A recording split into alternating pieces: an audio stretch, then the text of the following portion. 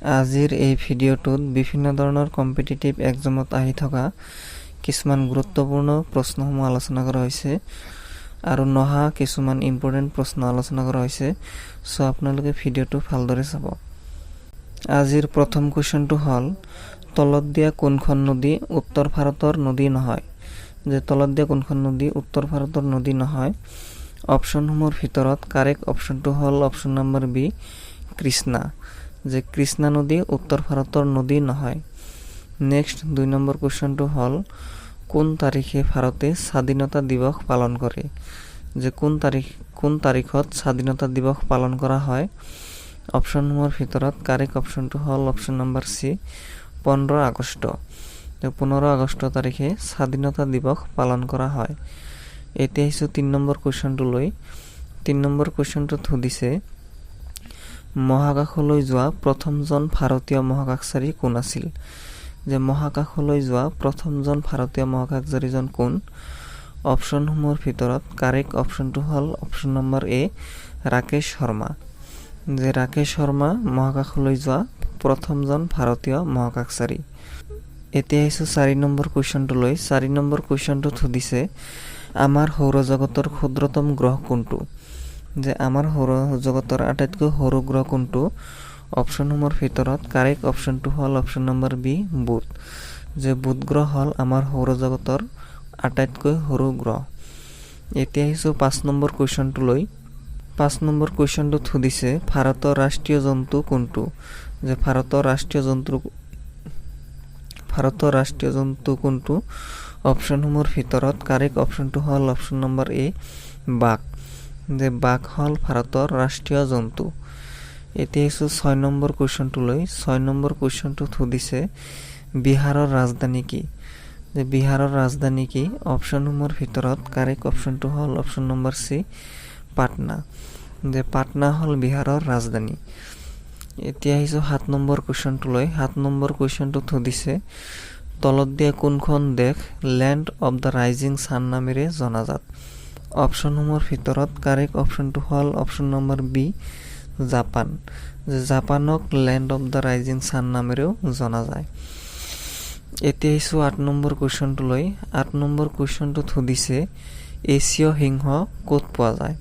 যে এছীয় সিংহ কোনখন ৰাষ্ট্ৰীয় উদ্যানত পোৱা যায়। অপশ্যনসমূহৰ ভিতৰত কাৰেক্ট অপশ্যনটো হ'ল অপশ্যন নম্বৰ এ গিৰ ৰাষ্ট্ৰীয় উদ্যান। যে গিৰ ৰাষ্ট্ৰীয় উদ্যানত এছীয় সিংহ পোৱা যায়। এতিয়া আহিছোঁ 9 নম্বৰ কুৱেশ্যনটো লৈ। 9 নম্বৰ কুৱেশ্যনটোত সুধিছে ৰামায়ণ কোনে লিখিছিল। যে ৰামায়ণ কোনে লিখিছিল।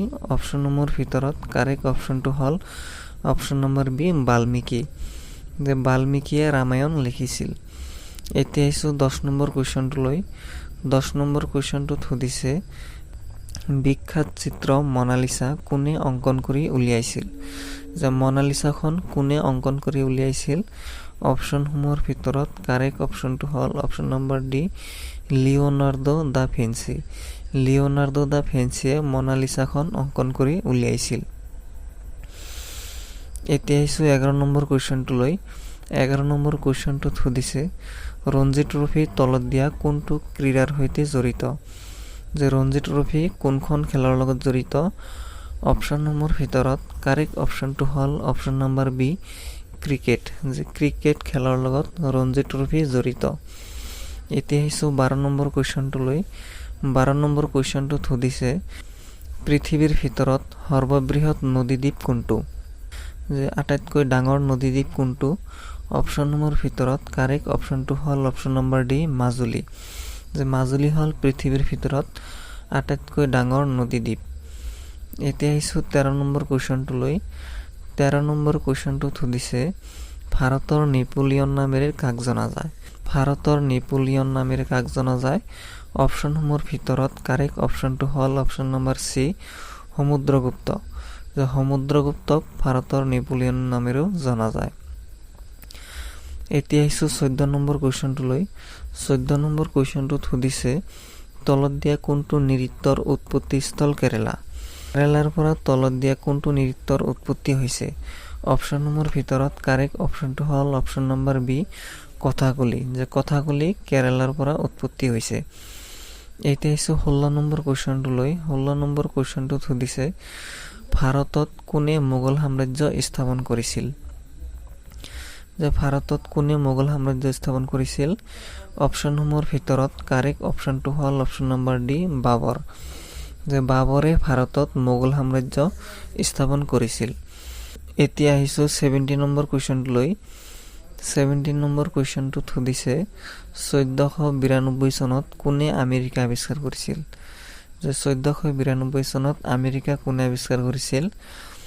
অপশ্যনসমূহৰ ভিতৰত কাৰেক্ট অপশ্যনটো হ'ল অপশ্যন নম্বৰ বি, খ্ৰীষ্টোফাৰ কলম্বাছ।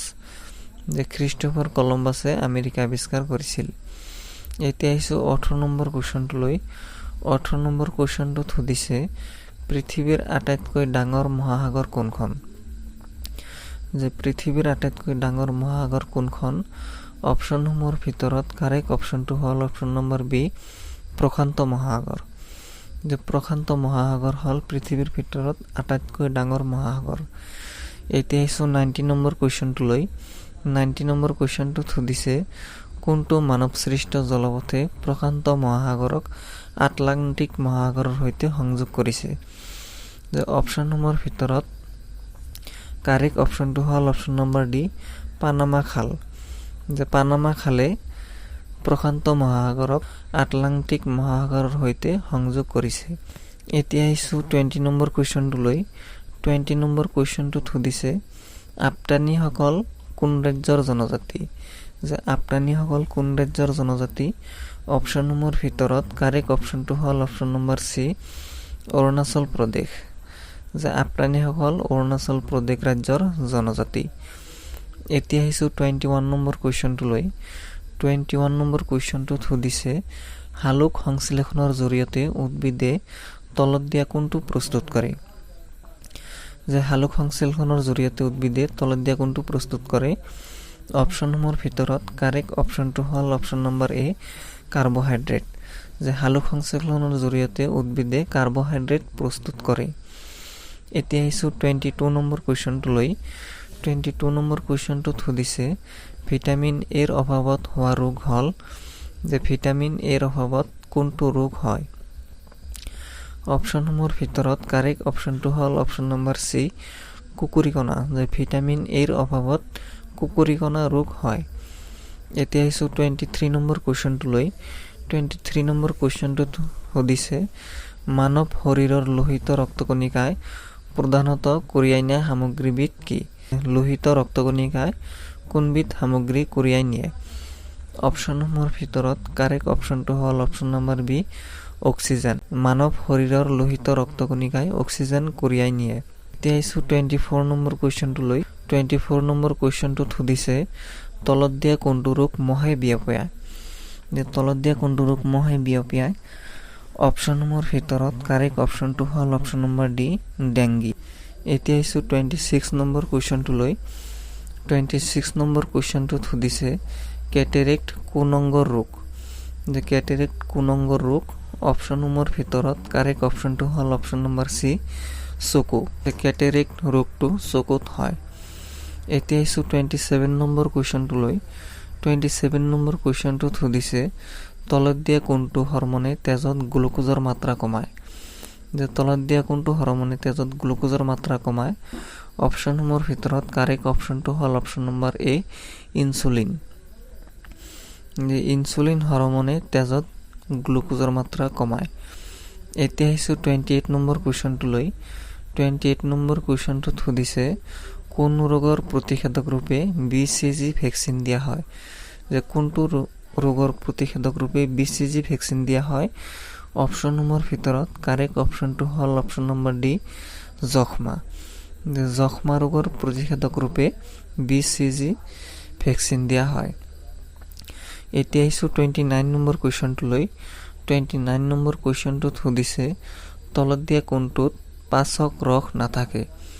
যে তলত দিয়া কোনটোত পাচক ৰস নাথাকে? অপশ্যনসমূহৰ ভিতৰত কাৰেক্ট অপশ্যনটো হ'ল অপশ্যন নম্বৰ ডি, পিত্ত। যে পিত্তত পাচক ৰস নাথাকে। এতিয়া আহিছোঁ আজিৰ শেষৰ কুৱেশ্যনটোলৈ। শেষৰ কুৱেশ্যনটোত সুধিছে মানুহৰ হৃদপিণ্ডত কেইটা নিলয় থাকে? যে মানুহৰ হৃদপিণ্ডত কেইটা নিলয় থাকে? ইয়াত অপশ্যন দি আছে 1, 2, 3, 4টা। যে এই কুৱেশ্যনটোৰ এনচাৰ আপোনালোকে কমেণ্টত জনাব। ভিডিঅ'টো কেনেকুৱা পালে কমেণ্টত জনাব, আৰু ভিডিঅ'টো ভাল পালে চেনেলটো ছাবস্ক্ৰাইব কৰি ভিডিঅ'টো এটা লাইক কৰি দিব। ধন্যবাদ।